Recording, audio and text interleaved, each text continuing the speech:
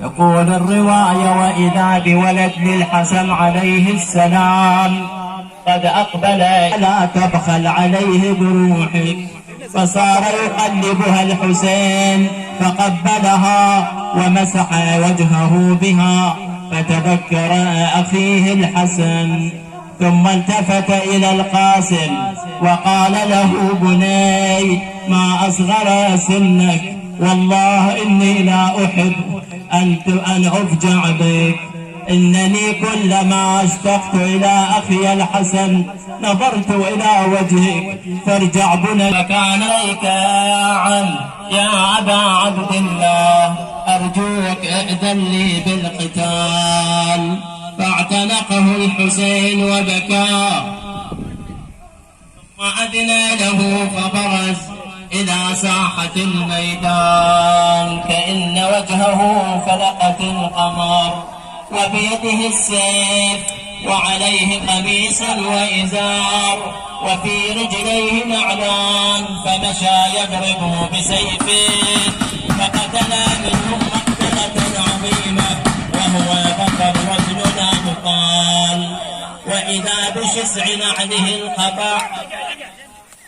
انقطع شسع نعله اليسرى، وأنف ابن النبي الأعظم حتى يصلحه، فيشد شسع نعله وهو لا يزن ذلك، وإذا بملعون جاءه وهو عمر بن سعد النفيلي، وضربه بالسيف على رأسه: أيوا قاسما وإماما، ففلق هامته، وإذا بالقاسم ينادي: يا عماه أدركني. جاءه الحسين مسرعا إليه، وأمه واقفة بباب الخيمة تنظر إلى ولدها. إذا بالحسين جاءه كالصقر المفترس، فضرب كل من حوله، فأجلسه في حجره، وينادي يعز عليه: يا بني، أن تناديني فلا أنفعك أو أسمعك يا نور عيني. ثم حمله إلى المخيم، وإذا برجلاه تخطان الأرض. ليلى تنادي مع القاسم: ما باله رجلاه يخطان الأرض؟ قال لها قائل: إن الحسين قد احتوت بظهره وانكسر على فقده لعلي. ثم القاسم أرسله إلى اجت رملة وين جلست يم القاسم. الحسين كان واقف، جاءته زينب قالت له: أخي أبا عبد الله، احنا بجينا ولقمنا، لكن انت رملة كلما تريد ان تدخل الى خيمتها نور عيني تستحي منك. قال لها: فلتدخل على ابنها. الحسين جلس قريب على القاسم، صار يبكي، ورملة تنادي وولدها.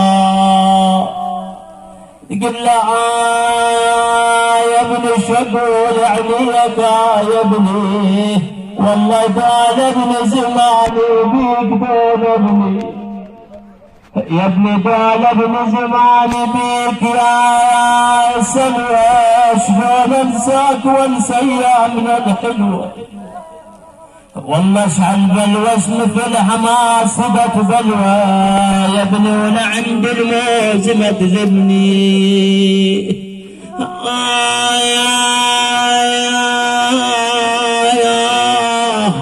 اي والله. قل له: يا ابني لمن يصير القلب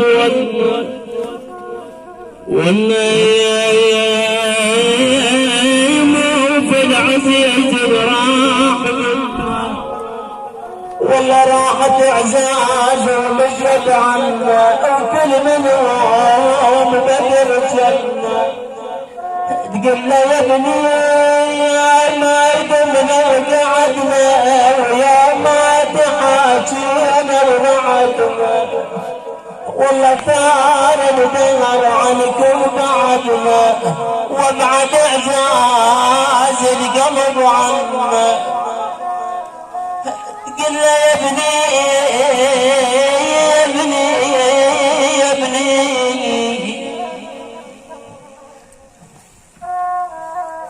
عني يا ظهر عليك عايفني والله ظهر عليك طول العمر يا ابني عني تبرح عينك يا الولد من بيدي تقول له يا ابني بحزن والناح قضى العمر يا ابني عليك وحيلتك بجناي يا ابني يا ابني الولد لما ثلث ديران يا ابني يا ابني وانت صغير شو رحت من يدي يا ابني شو بعدك صغير